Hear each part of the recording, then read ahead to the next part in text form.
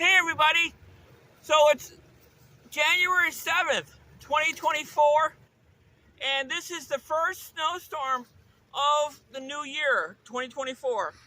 And we're currently here in Lee, Massachusetts, in the parking lot of the Big Y supermarket chain. And we're close by where the Lee Premium Outlets is, just around the corner. So this is one of the big snow piles that they grabbed all the snow from the parking lot and put it here. So this is part of the snowstorm from this year already. I wonder what the rest of the year is going to be like. Keep your fingers crossed. Going to have some snow for those skiers out there, including myself. Thanks for watching.